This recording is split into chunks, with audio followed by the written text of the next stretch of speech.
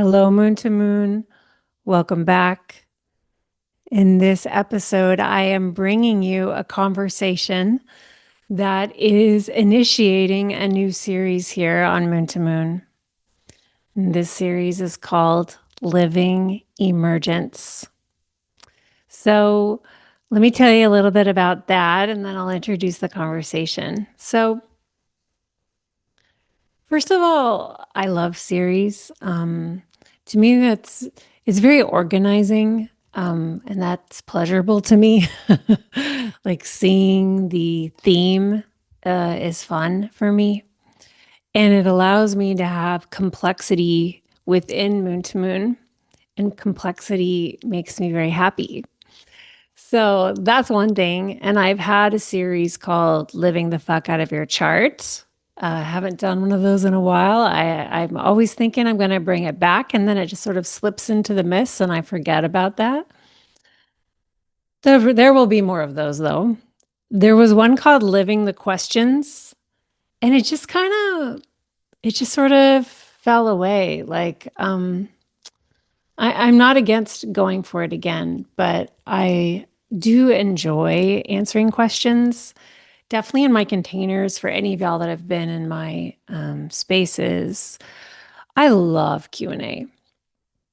I just feel like I learn so much from them, on top of them being supportive to those who ask the question.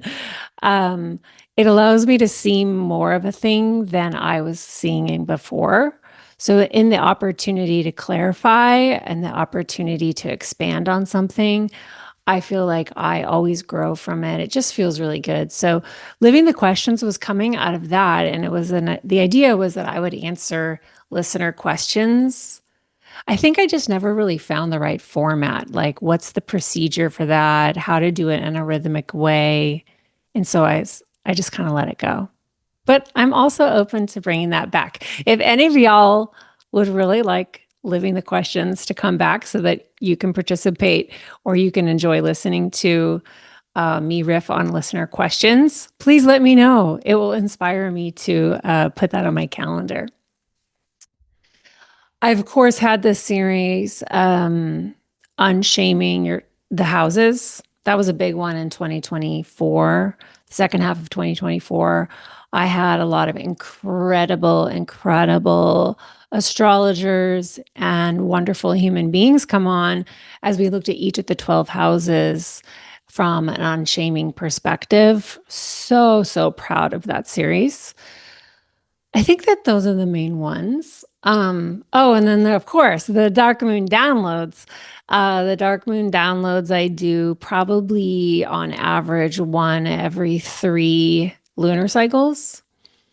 Um, I share what's really ripe with wisdom at the end of a lunar cycle where I feel like I and my community and the collective have been living a theme, and like these themes want to be spoken of. And it's like a way for me to just kind of gush out what's present for me. And I know that for a lot of y'all, that's like your favorite thing here. Those are almost always solo shows, but there are a few exceptions. And so, Living Emergence is bringing together two of my favorite keywords. You've already been hearing the word living used in series previously. I have a workbook series called Living the Signs and a book called Living Astrology. Because for me, it just always felt like astrology wanted to move through my life, like in the minutia, in everything, everywhere in my life, and wanted to be part of all the complexities and contradictions and challenges and pain and exhilaration and joy and wonder that it is to be humaning.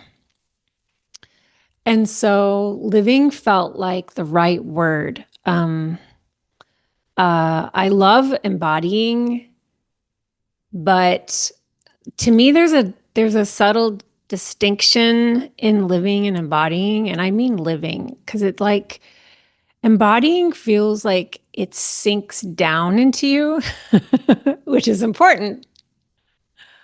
But living feels like it lives through and out of you.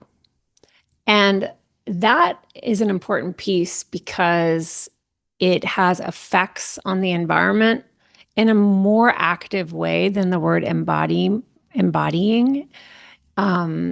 Even though I think embodiment is part of living a thing, and living a thing is part of embodying a thing. So they're very close. Living feels very participatory. And I'm very into speaking about participation, as in showing up, as in being here and creating and getting into it, having encounters with life. And then, of course, the word emergence is really important to me. I call myself, in my approach to astrology, emergence astrology. I teach a 3-year program called Emergence Astrology Experience. I'm inviting anyone who resonates with my approach to astrology to feel free to say, I practice emergence astrology. I study emergence astrology. Emergence astrology is what I'm into. It's not a form of astrology that is in competition with other forms of astrology. It actually can be blended with anything else that's out there because it's really about a way of relating to the present moment as you are holding past, present, future possibilities within the techniques and with the technology of astrology. And emergence means a lot of different things. For me, there's something about it revealing what was previously concealed. So it's like there's like a veil removal or like a surface removal or a mask removal, a shell removal that's happening. And the thing that's being seen was already there, is the idea.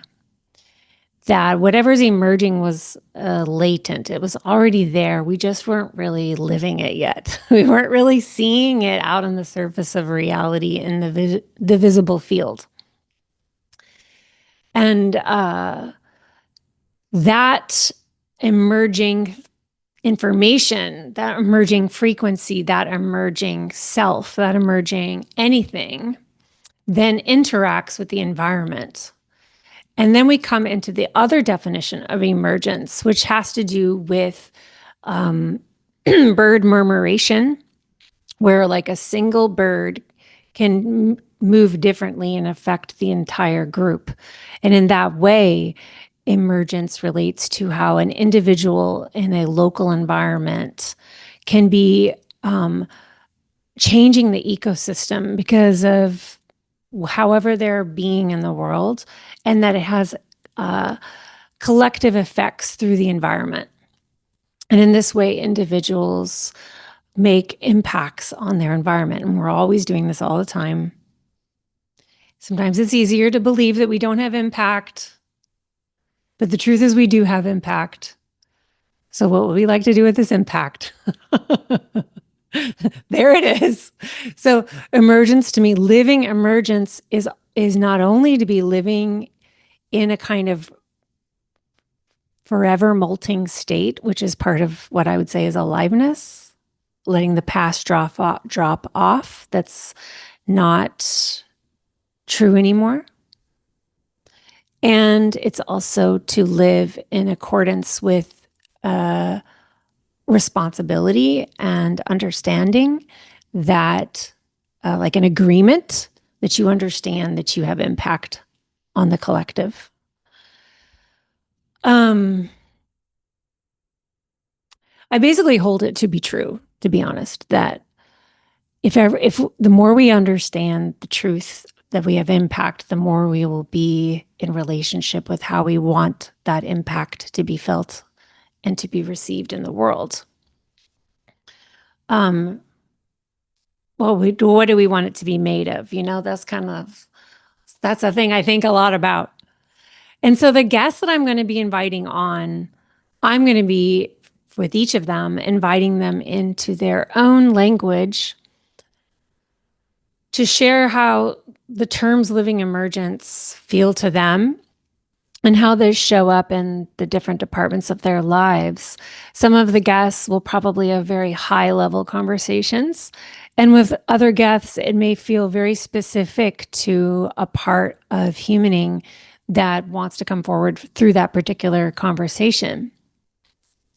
So, my very first guest in this series is my podcast co host over at my other podcast, Crystal Ballers. Crystal Ballers, have you tuned in? It's a 2025 baby. Natasha, here's her bio, is a therapeutic intuitive, energy healer, and author of the book Healing Your Inner Child, Reparenting Yourself for a More Secure and Loving Life. Required reading, says Britten for all humans. She spends much of her time deep diving into all aspects of spiritual and emotional healing in the search to uncover patterns that stop us from being all that we are. Sharing those discoveries with others to help them feel free and fulfilled is her passion and life's work.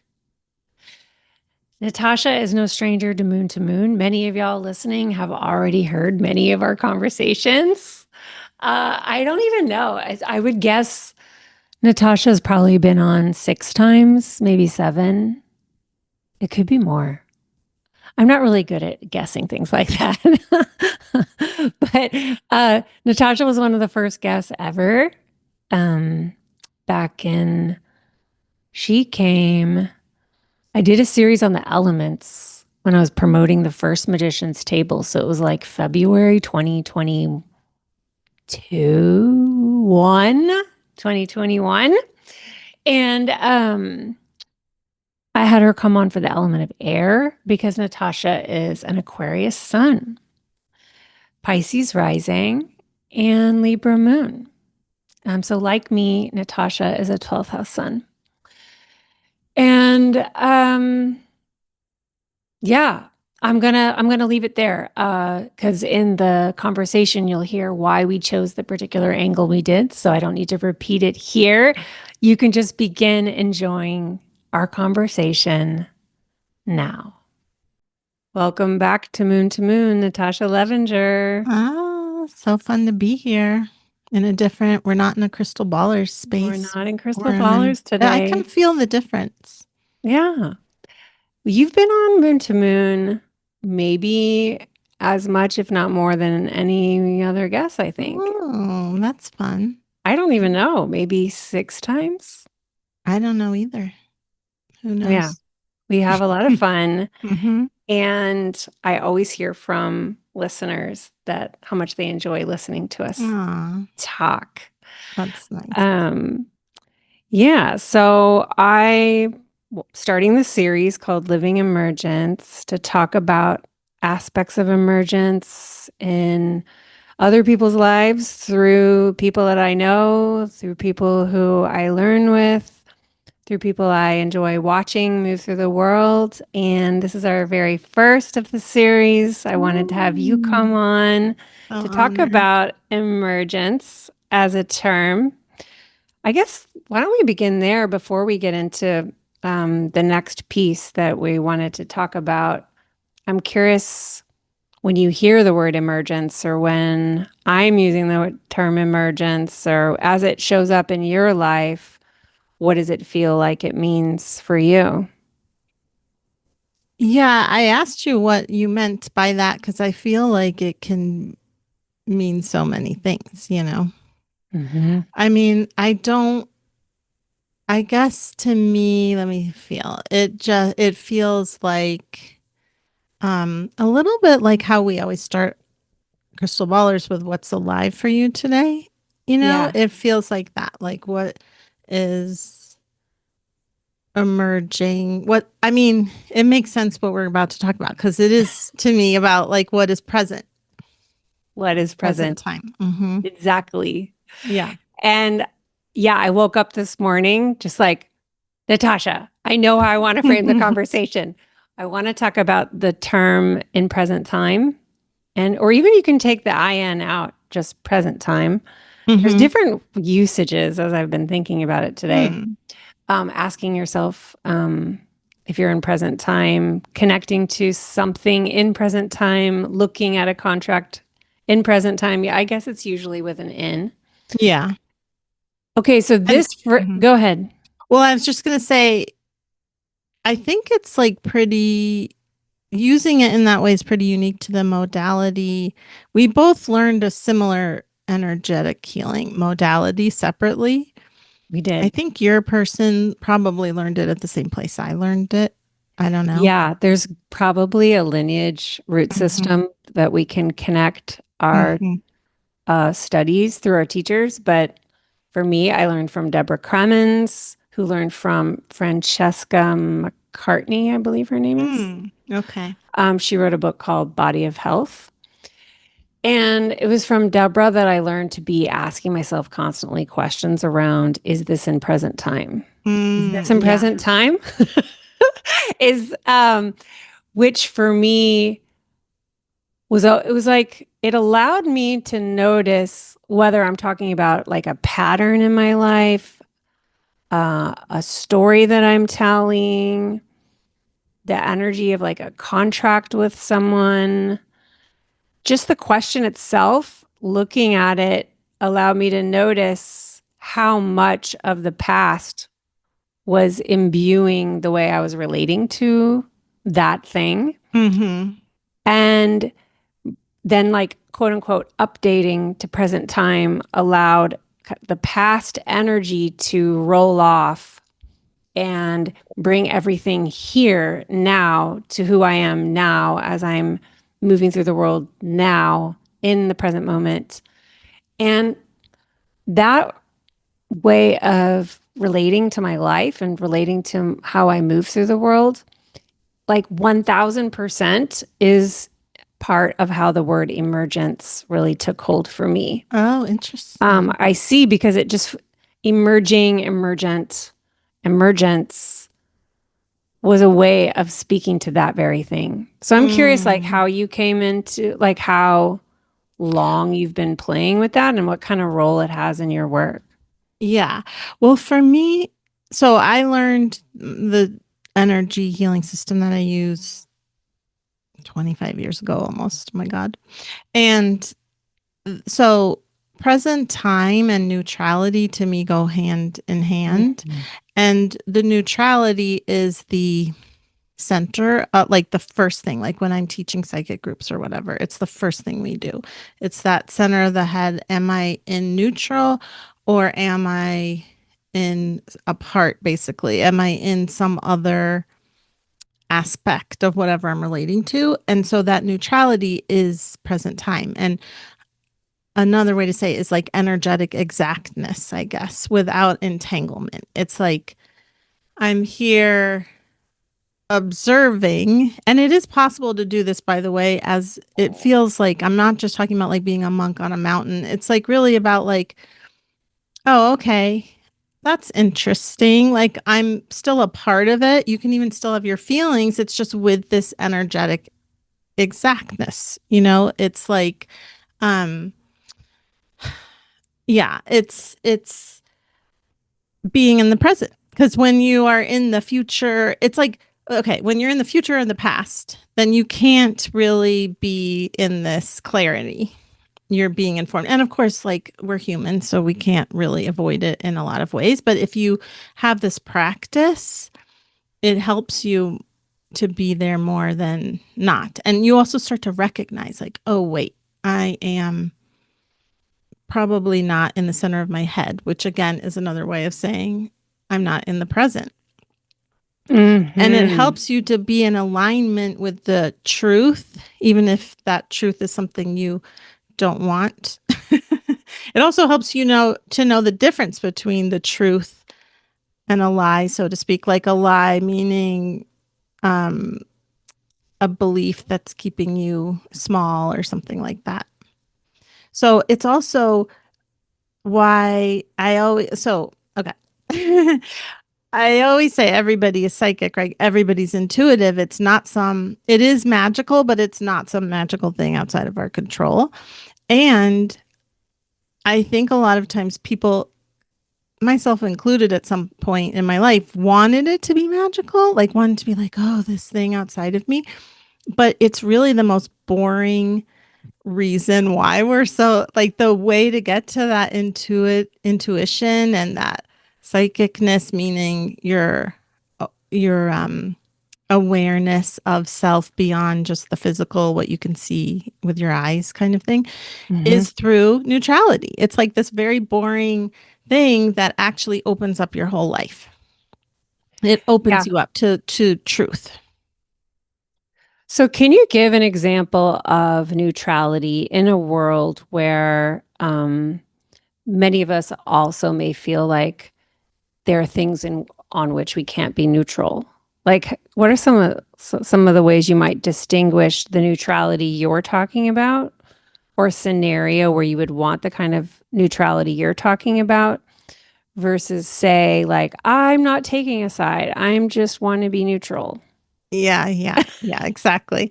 Yeah, so that neutrality is, I think, how most people think of neutrality, which is in some ways kind of like it can be, but not always, spiritual bypassing, or it can be like I'm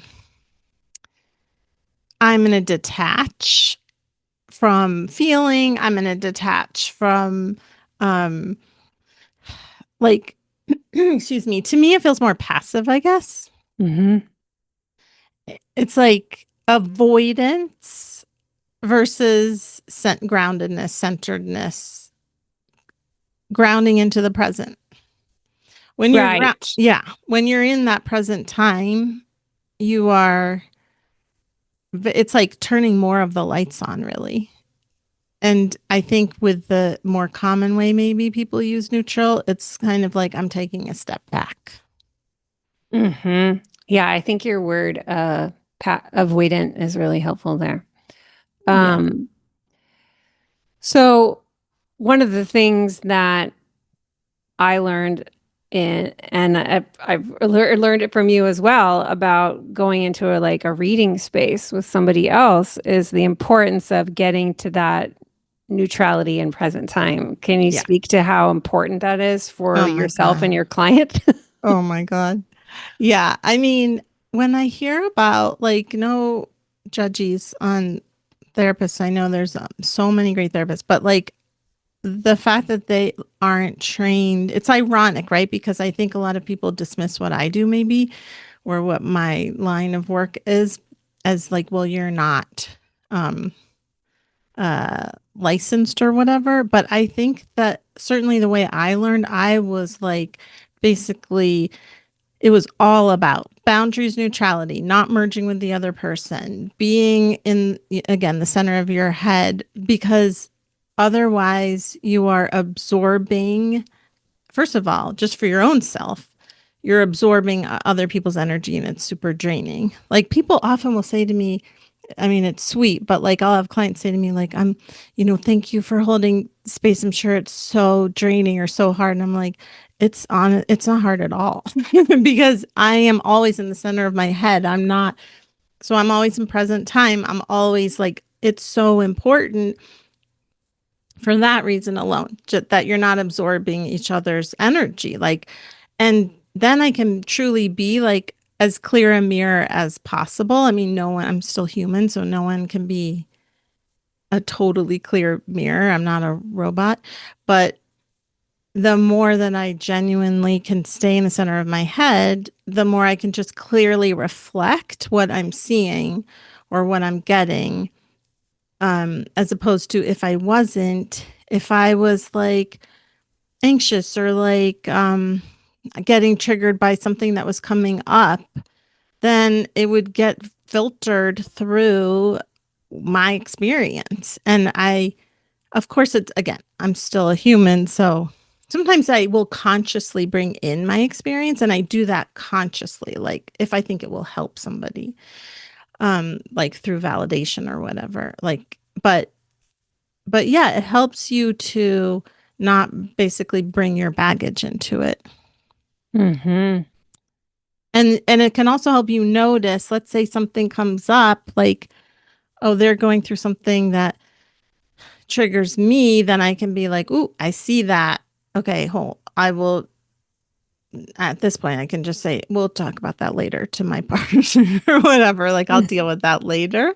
Or I'll notice, ooh, I'm getting moved into their space. Okay, I can bring myself back into the present, back in the present time, back into the center of my head and have that kind of clarity. But it's the same thing with any relationship, really. It's not just a reading space. I mean, this is helpful for your whole life. Like when you go anywhere, because this neutrality, again, it's not detachment, it's not avoidance. It's like you're still in your experience, you're just not merged with the other person. Yes. And because what I'm hearing is that the part that could get pulled in or triggered or activated in any kind of way is related to the past because it's a younger version of us. Yeah. And so the Yeah. importance of present time is really about protecting other people and yourself from getting pulled into experiences from a younger version of you Yeah. who gets activated rather than is able to be with experience and be with what's coming up, staying grounded in the inner knowing within.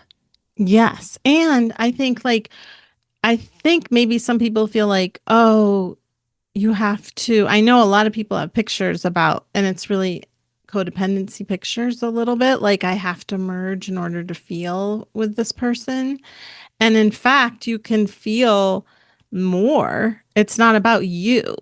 It's about, it truly is just empathy for them or sympathy for them or whatever, as opposed to like, oh God, my experience. So like I'm getting triggered and I relate to you and I feel bad, or I want to fix you now, or I want to, um, yeah, it helps you to, it actually makes you more available, not less available. Yeah. And what would be examples you can think of in which we could get pulled into the future? Well, I think that it's interesting because I was thinking that when you said it's the past, but I think the future stuff is still a past part because it's like usually Yes. about fear. you Like know? I hope that at the end of this person being with me, they feel like they really liked being with me. Oh, that's a that's future like thing. that's Yeah. like a way to well, I'm not neutral. Right, right. Or like yeah, future thing. Like I was thinking maybe someone brings something up, let's say like politics. Sometimes that can happen. If somebody brings up something in the like that's going on in the collective, it can activate like a fear part that's like, oh God, and starts thinking about the future fears. But that's still a part um in that case. Not always. Sometimes there's genuine, like, okay, there's fear. What do I want to do about it? But if we're talking about in a triggered place, that's still a little part that feels scared of like she won't be taken care of or things are out of control or whatever it is. Yeah. And what would be um the ways someone could check in with themselves to identify if they're looking at the future from a discerning and wise place or looking at it from an activated part? I mean, there's so many ways. Like if we're talking energetically speaking, then it really is the center of my center of your head, which you can um like I said, it's the first thing I teach in my groups because it's like you imagine this ball in the center of your head, this gold ball of light. And if you can notice, oh, wait, no, that ball of light is in the front of my head. Whoop, got to move it back. Because a lot of times fear, it goes to the front, or like you don't know where it is. You're kind of spacey. You're not in your body. If you're not doing it energetically speaking, then, you can put your hand on your heart, say hello to yourself, feel like, am I contracted or am I expansive? Like, can I feel my body? Can I is my heart open? It's like when you are in a part, it's you're contracted in some way. That's why, like, when we do inner child work, I always start by asking, like, where do you feel in your body? And it's usually like one location because that's like you're contracted in that part is like kind of hiding out in a specific location. If you're in your whole self and you're like, well, where is that in my body? You might feel like, oh, I just feel expansive in my whole body. I can feel like maybe like a tingling or like just an awareness of my whole self. Um, does that answer the question? Totally. Yeah. Yes. Another, you used another term that I also use all the time that I Mm. think would be great to pause on, which is this word pictures. Oh, yeah. I wonder for anyone who hasn't heard it in energy healing world Yeah. terms, how do you define pictures?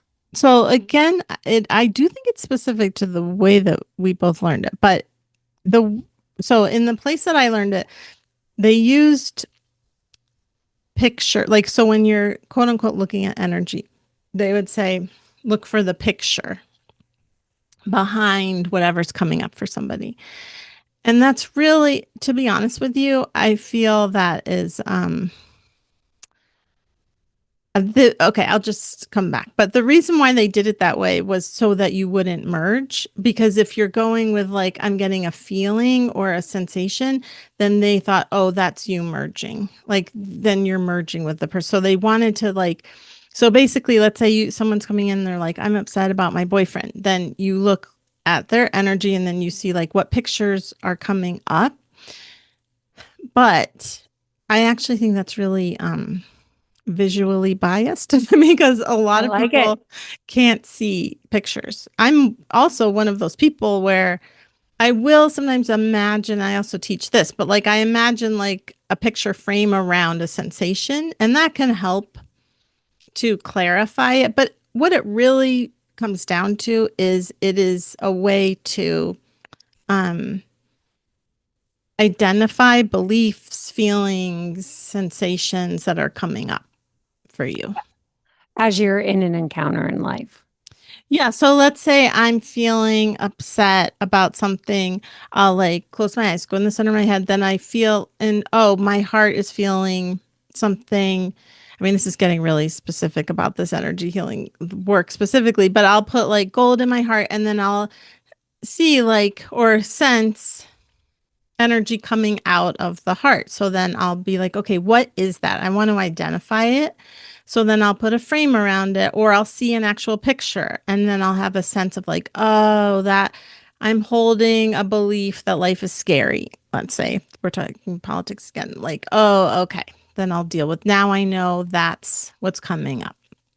So, Mhm. or it could be like, oh, I feel like I'm too much. Let's say people have that. So then that might be in a picture, or it might just be like a sensation. But a picture is shorthand for saying that's a belief or a feeling or a sensation. Yes.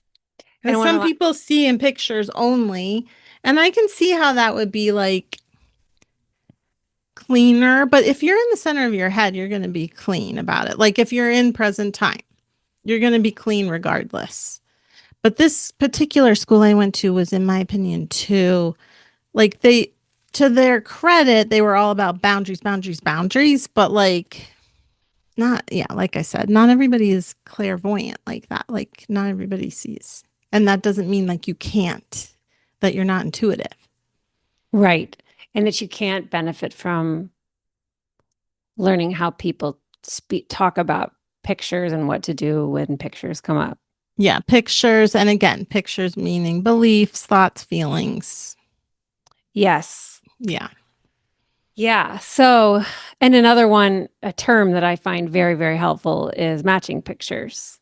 Oh, Um, yeah. So that's another way, like, you can get triggered in a reading or in life. Like, if you have a quote unquote matching picture, what does that mean? It means that you and this person have a similar belief, maybe a similar limiting belief, for lack of a better way of saying it. Like, oh, my mother was a narcissist, their mother was a narcissist, and we have a matching picture. So if that match at the end, I'll clear out all the matching pictures so that we separate cleanly. Sometimes, if it's a matching picture that I haven't dealt with, then that's triggering. So then it's like, oh, okay, I can tell probably a matching picture coming up. We'll deal with that later. And that can take you out of the present if you're Yes. not careful or aware of what that feels like. And again, true in life. Like if you and I, let's say we're having an argument over something, it's probably because we have some kind of matching picture going on. Yes. Like some It's kind of like, I deserve better. Let's say that. We both have a picture that we deserve better. So then if we both have that picture, we're both going to be arguing and we're not going to be in neutrality. We're not going to be in the present. We're both going to be operating from we deserve better, not from, okay, wait, what's really happening here? What do I need? How do I feel? Can I express it? Etc. that one is such a great one because it illuminates how when you're in that part that says I deserve better, that's coming from the past, and it's activated while you're arguing with someone, that there's really no possibility to in present time actually hear what the other person is saying and speak to like whatever is actually unfolding in within the relationship, because what's happening is like a massive defense around I deserve better. Yeah. Yeah. And what you can do is like if you notice it, like, oh, let's say you both do deserve better in that.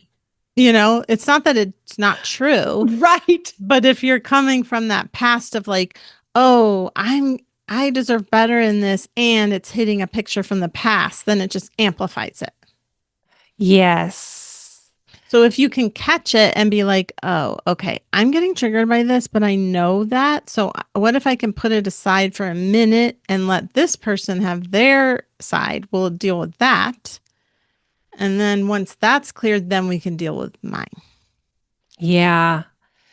And this is where emergently, I feel like I've learned how powerful it is to create space in relationships for stepping aside and not going any further in the discussion until you can go and tend to these different parts of you. Because I used to have an idea that you could never leave a discussion without resolving it. Mm. So then I could get in situations where harm is just like happening and happening and happening and happening. And like we're not able to close it. Yeah. Yeah. Um, and so recognizing that when things get activated in present time, there's a past part that's here. And so hearing that what's most needed in the moment is some space. Oh my gosh, yes. Brett will relate to that very much. He has a thing of like he needs it to be resolved. And now he's like, I mean, it's been years now that he's realized that, but he's like, okay, I'm gonna, because I'm usually like, we need to take a break from this because we're in parts or like, I don't feel heard. You're not listening, is what it feels like. So we need to take a break. And now he'll be like, okay. And we both like go deal with our parts and then come back from a clean space because it's true. Like you just end up digging a deeper hole and nobody's getting anywhere, usually because you're both merged or one person is merged with this view that is not, that's from an old part, not in present time. And so Not in present time. you can't present time really is, it's not like it's a magical thing because you can deal with what is truly there, Yes. not who knows what, like a million other things. Yeah. Yeah. And it protects the relationship from what is actually not maybe even intrinsic to the relationship, or it's not actually what's even here. Yeah. You mean like because it's about like something you're dealing with, not. Right. Like if Mhm. seeing from a fear place and Right. projecting that onto the person because of a past pain, Yeah. then the most loving thing to do to protect the relationship is to separate until you can be more with those parts that are terrified and really see what is actually what's present is you're Yeah. terrified, you know? That's right. I mean, you can also say something like, I can tell old stuff is coming up right now that's not about this. And you can talk about that with the person if you want to. But if you do have the ability to talk to your parts, then that's faster, I think. Because Yeah. you have to deal with that anyway. You know what I mean? It's your responsibility. Yeah. And if there's any codependent history from the past Yeah. in the relationship that you're healing from, involving the other person with the pain of your past parts could activate where they may feel like they need to come and take care of you, where you're learning to care for yourself. Yeah. Would you Well, agree that's with their that? stuff then. Yeah, right. No, I it's mean, I mean, that's why actually I notice, I'm not saying I'm perfect in my relationship, but I notice like I'll be like, you have stuff coming up and you need to deal with it. And then let's talk. Or yeah. like, or I have stuff coming up and I'll talk to you after I've done that. Yes. Yes. It's Yeah. hard though if you are a person who doesn't feel comfortable with leaving in those. You have to like build up. I had to build it up. I had to Yeah. see for myself how loving it is. Because for me, and this is what happened a lot with Matt in the beginning of a relationship where I had like never had arguments. I used to think Mm. we must have no problems because we don't argue, but everything is just like on in the under space. Mm. Who, you and Matt or your My previous? previous Oh, okay. Yeah. partners, yeah, Hmm. and I really didn't have experience in the kind of that high conflicts arguing where it needs to get this is not helpful. Right. Um, and he would be like, I love you. We'll talk about it tomorrow. And I would feel so abandoned. Like I just Yeah. felt pure abandonment.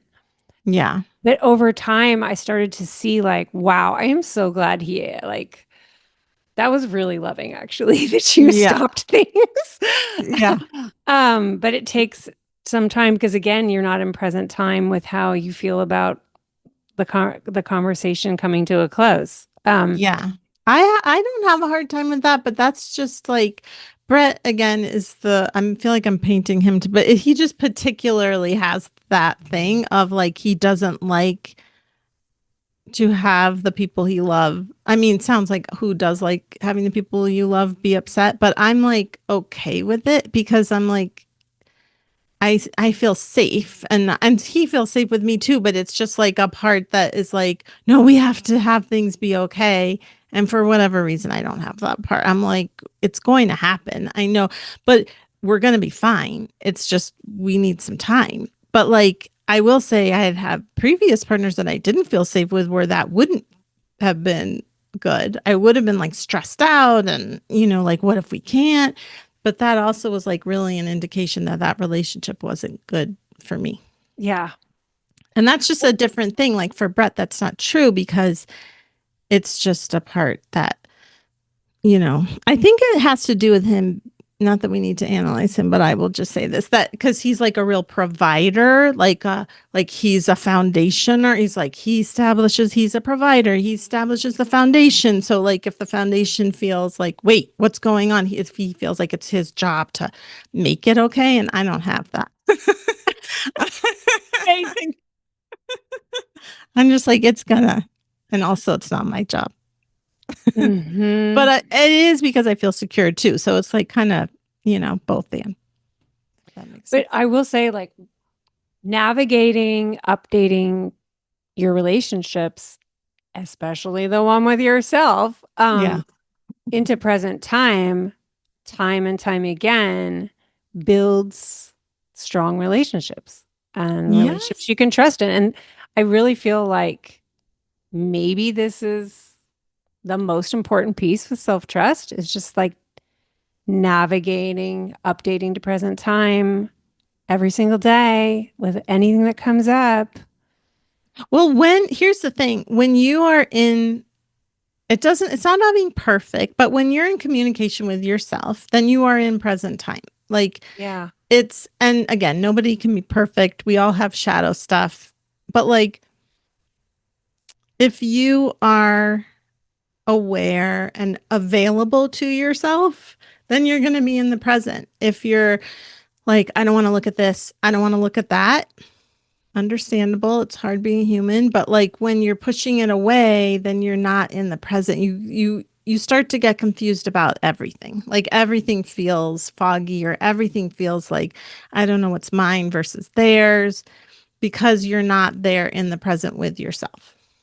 And it can feel scary for people to do that. Like, but the truth is it actually makes life way easier.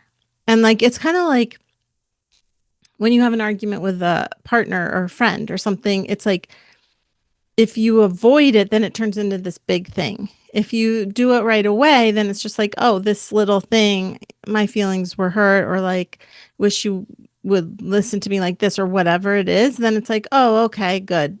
Now we know, we move on. It's the same thing with yourself. If you're like, this thing's bothering me, I'm not going to think about it. I'm not going to, then it turns into this big thing. And then yeah, so yourself, it does always start, and it can be just like a fun communication, you know. Mm-hmm. Mm-hmm. I do feel a little Yeah. biased because being a 12th house on 8th house, like I love doing it, like it's fun for me, and I know maybe for other people it isn't, but like when I was getting my tattoo for however many hours, I was just like talking to my parts the whole time. What's going on? What do we want to look at? What's happening? I have this little hurt. Let me feel into it. But like, so it is fun. It doesn't have to be heavy. It doesn't have to be heavy. Yeah. Especially because I do feel that our desires are in present time, you know? So many Yes. desires are in present time. And the more you have a practice of being in present time, the louder they will be. Oh my gosh. I just have to tell you, yes, this is really coming up. Like I have this client today who she had a hard week last week. This week, she was like, um, I just feel really good. I'm just like vibing. Things are good. And it's because last week she looked at all the stuff that came out. It was like a harder shadow. She looked at it. Now this week it's like she's present. She's like, I'm a little worried that I'm avoiding something. And I'm like, no, this is what This is happens. what Like, yeah, happens. this is life bubbling up and that you're enjoying and loving. But you can't do that. You're not available for all that if you're not present with yourself. Yes. And I feel like that is the emergence I'm talking about. That because it's a bubbling up. But if you're not in the Yes. habit of being with what's bubbling up, you're missing it, you know? Yeah. And unfortunately, you just can't. I don't think it really is unfortunate, but you can't pick and choose. You can't. This quote from the Sedona method is the degree to which you resist one thing is the degree to which you resist everything. So, like, if you're resisting your pain, you're also resisting your joy. It's all part of the same stream. Yeah. I like to And say, also, usually the pain is not that bad. In yeah. fact, it's even maybe, I hate to say this, enjoyable. It can be, not always, but it can Mhm. be if you're really present with it. Like my one of my like soulmate cat died, and I was so surprised. This was years ago, but I was so surprised by just intending to be present with it. It almost felt like beautiful to experience that grief. Yeah. I mean, there is resistance is honestly, I think, the thing that makes life harder than any feeling, thing that you will know. in life is nowhere near as difficult as resisting whatever it is. Fuck yes. It's true, but it's like for many parts of us, many of our past parts, like that Mhm. feels on so not true. Like it's hard to believe it, but it's just true. Um, yeah, it's funny. Speaking of like um beautiful pain, Mm. someone asked me today, like, what is it actually like finishing a marathon? And I was like, Mm. you know, the final mile, I always just am weeping. Yeah, I'm just weeping Mm. for the health of my body. I'm weeping for Oh. my vitality. I'm weeping for the support of my ancestors. And Oh. they were like, I did not expect that answer. Like trudging along, like barely moving my legs, just My weeping at the God. end.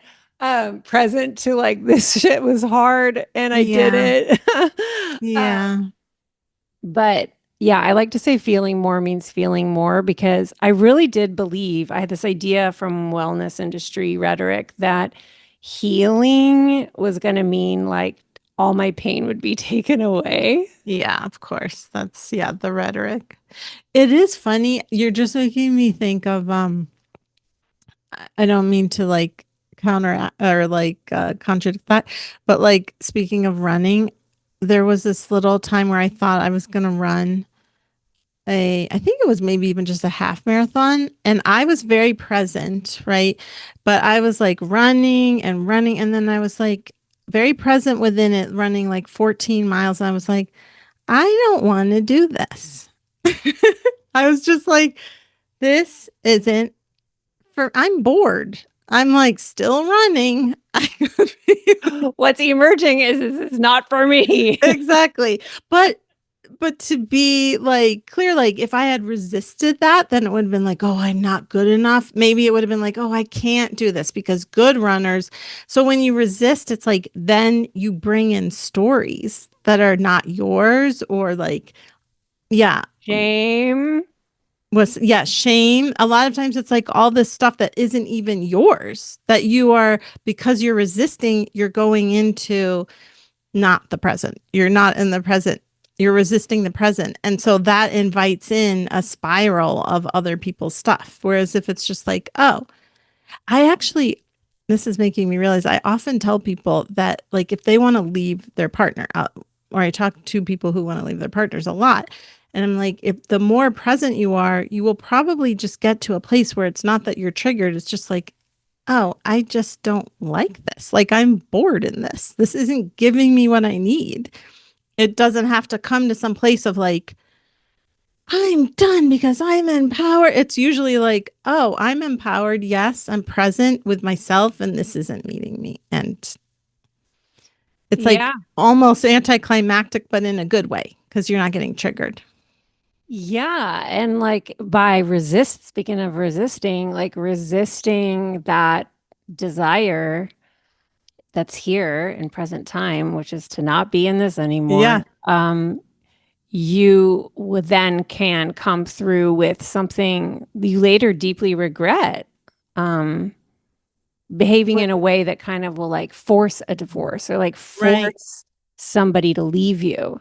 Um, and and then that has its own shame spiral or its own stories around it. And it's just like in present time, this is what is here, which is why I think unshaming is like such a helpful related practice because usually there's a resistance because we're shaming something there, you know? Yes.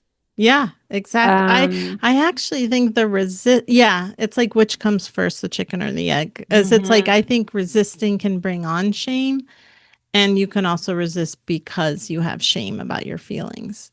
Cuz like Yeah. using the relationship example, you could be resist, oh, I don't want to leave, I don't want to leave, so you're avoiding your pain. So then okay, you're in the present, you feel your pain, you grieve. Okay. Now you feel anger. Okay, you feel your anger. Now it's just like, oh, now you're in neutrality. Now it's just like, here I am. I don't want this. Yes. And then you don't have to go into, as opposed to if you were resisting the pain, yeah, you might do a whole thing you regret, like commit to things you don't want to do or agree to be there forever or whatever it is. Hmm. If you just let yourself feel it, then you're in that flow.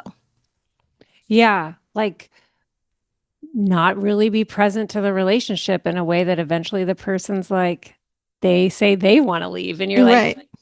you, I got what I wanted, but could But have not from avoid. bottom. Yeah. um, yeah.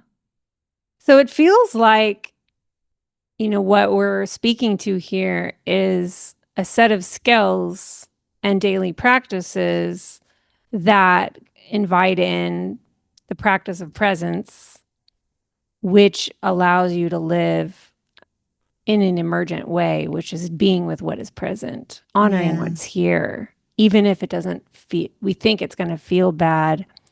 Usually, like, have a good cry, have a whatever it is, you do feel better.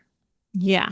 And you You may, feel more yeah, it may, alive. yes, you feel more. That's the thing of it is that it's not, I'm not trying to say like life is roses then, but it's just easier to feel more alive with what's happening, to feel more present than it is to not. Exactly. Yeah. Yeah. I think it's Yeah. that. And I will just say also, it's like, it's not about being perfect. It's not about, and it also doesn't mean like when you were saying you thought healing would mean like you're happy all the time or like everything's easy. Like it also doesn't mean like you can't like zone out and binge watch something or like, read a bunch of books. Like, yeah, I mean, I think it's better if you can do that from a place of consciousness. Like, you know what? Life is feeling hard. I'm just gonna zone out tonight.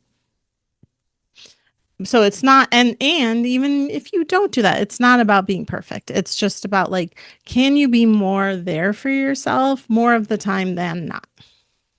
Yeah, exactly. I do think for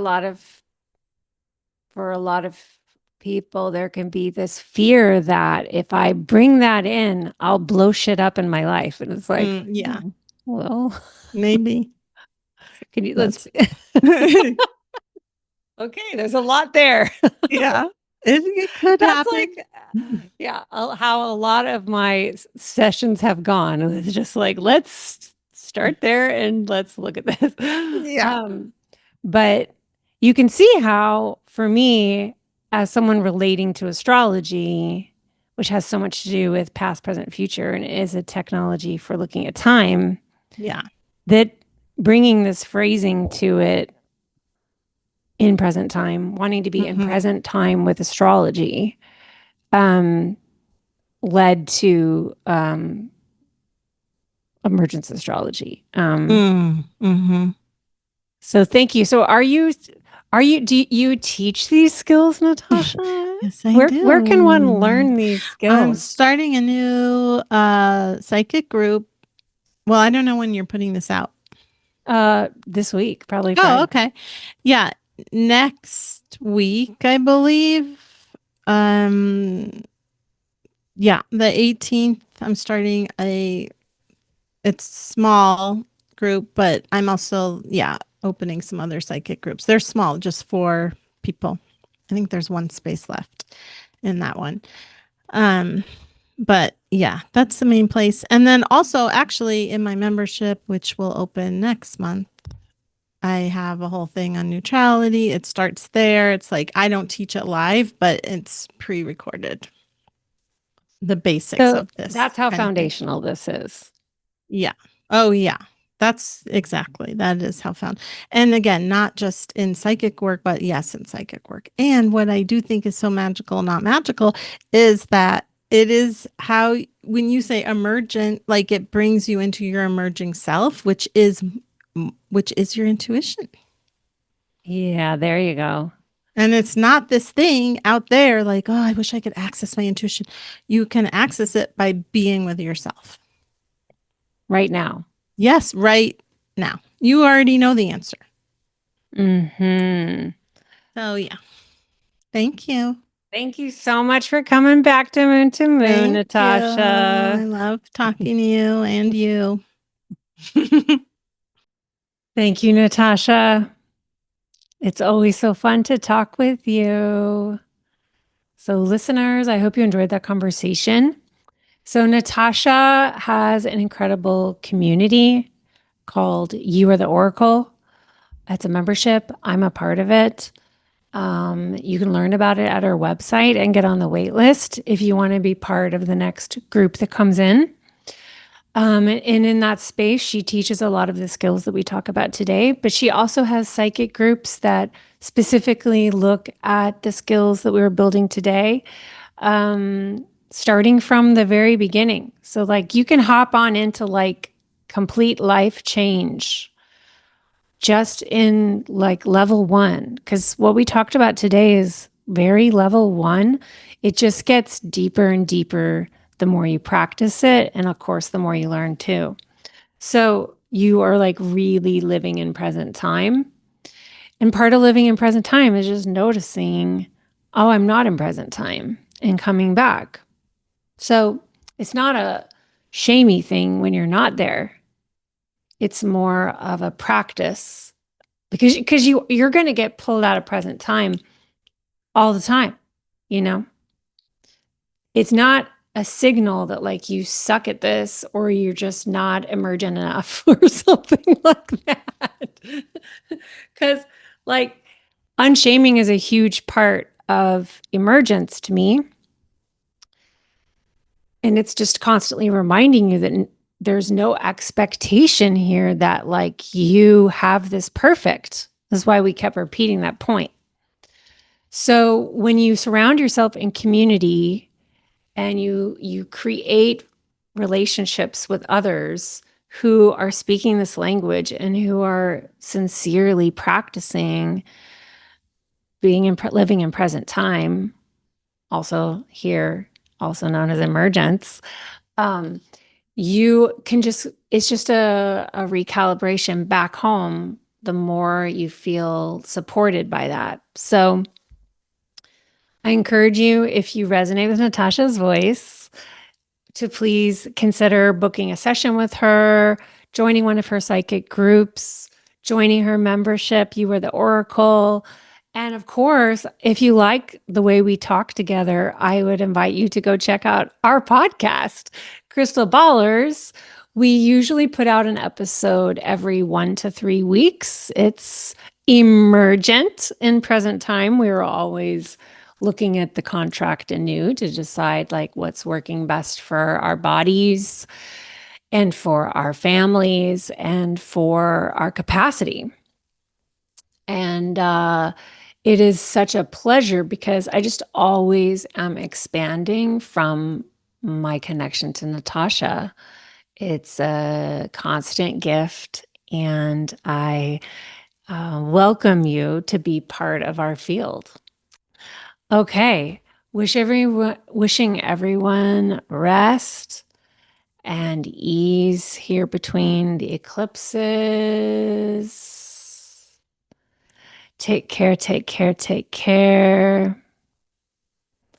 And I will see you at the next one.